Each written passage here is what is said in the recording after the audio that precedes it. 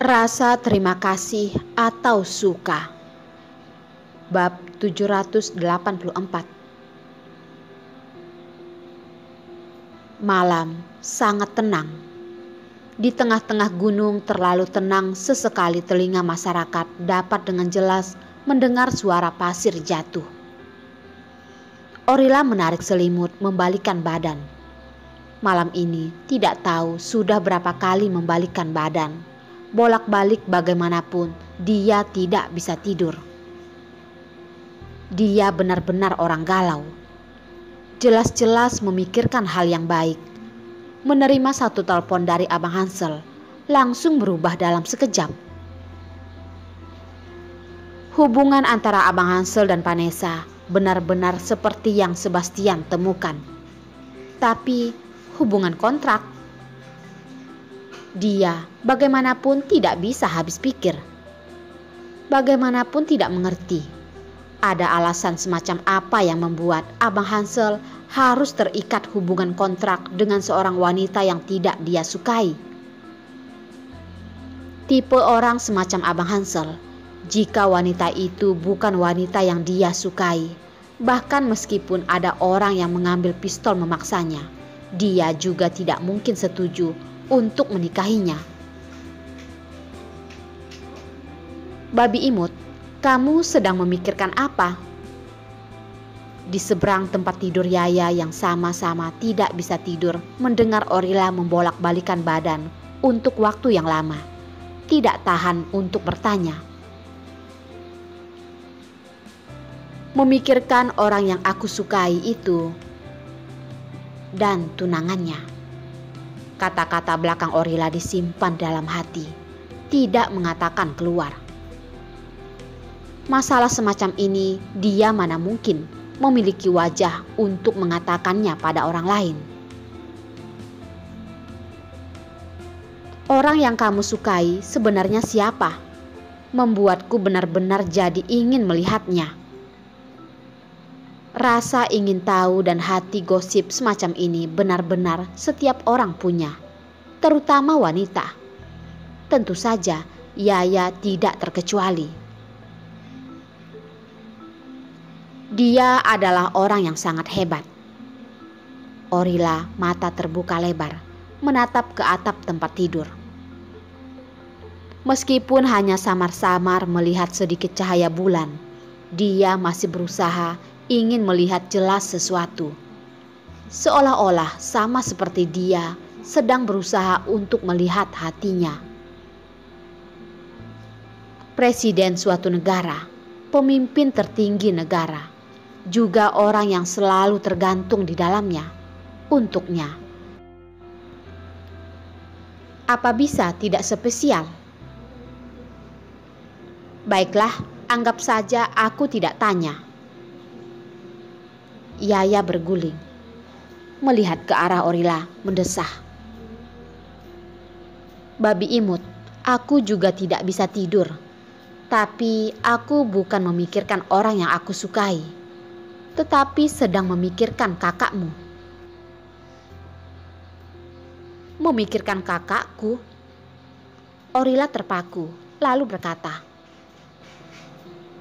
Kak Yaya, jangan-jangan kamu benar-benar menyukainya ya? Yaya mendesah lagi. Orang mengatakan seorang wanita adalah akar dari masalah. Sebenarnya pria juga adalah sumber masalah. Aku baru melihat kakakmu pada pandangan pertama. Seluruh jiwaku hampir ditarik olehnya. Kak Yaya, bisakah kamu produktif sedikit? Sebenarnya di mana baiknya dia? Membuatmu begitu terpesona. Benar-benar tidak peduli bagaimanapun Orila berpikir, dia tidak bisa memikirkan titik mana Sebastian bisa menarik perhatian wanita. Yaya tidak menutup-nutupi mengatakan, dia tampanlah. Dia adalah pria tertampan yang pernah kulihat seumur hidupku ini. Hanya dengan kulit yang tampan itu saja sudah dapat menarik perhatianku. Jujur padamu saja, aku ini adalah orang yang begitu bermuka tipis. Orila terdiam. Baiklah, pandangan setiap orang tidak sama. Mungkin di dalam hati Yaya, Sebastian adalah pria tampan yang jarang ditemukan. Babi imut, kalau begitu orang yang kamu suka, titik apa yang bisa membuatmu tertarik padanya? Tanya Yaya lagi.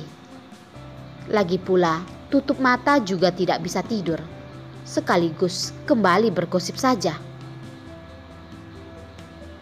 Karena dia baik padaku. Alasan Orila begitu sederhana. Sederhananya tidak bisa lebih sederhana lagi.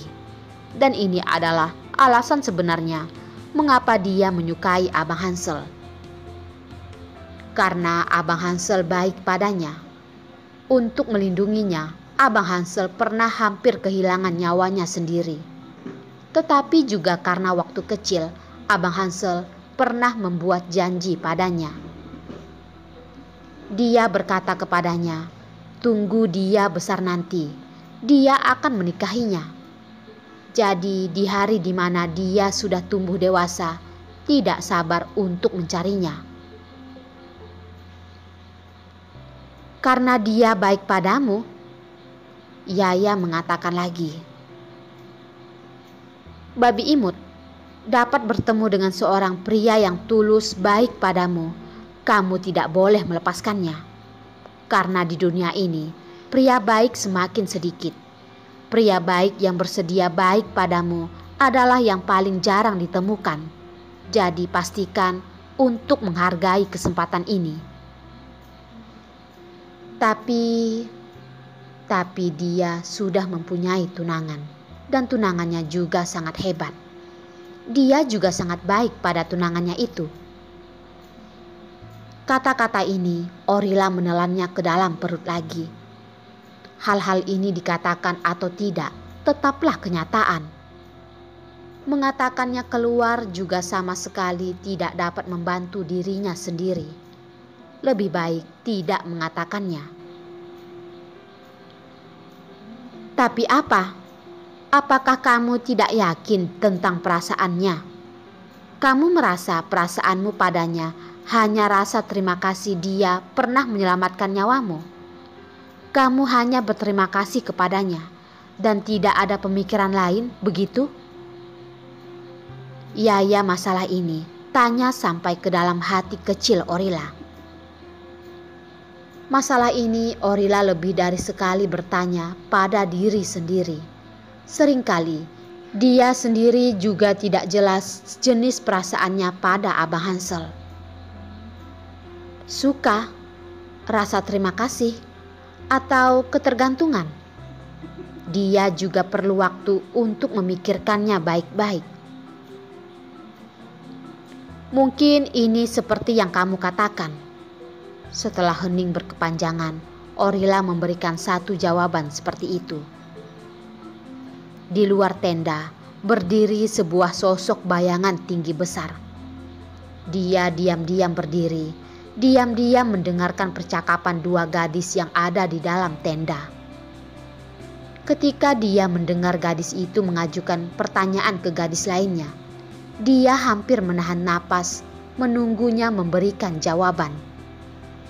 Dia sangat ingin tahu, dia terhadapnya memiliki perasaan seperti apa. Ketika jawaban Orila keluar dari mulutnya, seperti sebuah bak air es disiram dari kepalanya, membuatnya terpukul. Perasaannya terhadap dia hanya rasa terima kasihkah? Yaya mengatakan lagi, babi imut, tidak peduli bagaimanapun, yang penting ikuti kata hatimu. Aku pernah dengar dari orang, tidak peduli seperti apa situasinya, ikuti kata hati sendiri saja. Hatimu pasti tidak akan menipumu. Kak Yaya, sudah malam. Kita tidur saja. Orila menarik selimut, menghirup udara. Tidak ingin terus membicarakannya. Baik, tidurlah. Yaya di atas tempat tidur berputar, berteriak 2 kali. Dulu tidak ada pria manapun yang bisa membuatku tidak bisa tidur. Kakakmu lah adalah orang pertama. Kamu katakan, aku sebenarnya kenapa? Orila mengatakan, Kak Yaya, tampaknya tidak akan menyerah. Lain kali ada waktu, aku akan memperkenalkannya kepadamu. Membiarkanmu melihat wujud aslinya. Nantinya kamu tidak akan memikirkan dia lagi. Oke, tolong perkenalkan dia padaku ya. Jika kedepannya aku tidak sengaja menjadi kakak iparmu, aku akan melindungimu. Kalau begitu aku ingin terlebih dahulu berterima kasih pada kakak ipar, kata Orila. Adik ipar, tidak perlu begitu malu-malu padaku. Di dalam tenda, suara 2 gadis kecil semakin bicara semakin kecil. Setelah waktu yang lama, akhirnya kembali tenang. Di luar tenda, pria tinggi besar masih berdiri di samping. Memastikan mereka sudah tenang, setelah waktu yang lama, barulah dia mulai masuk ke dalam tenda.